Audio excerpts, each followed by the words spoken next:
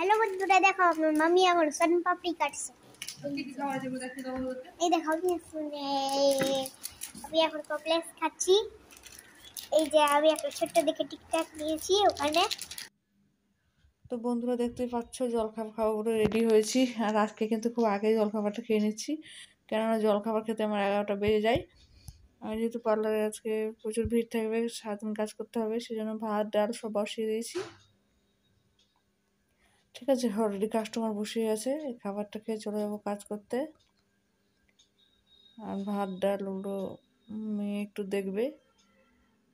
তো ঠিক আছে বন্ধুরা, খাবারটা খেয়েই নিই।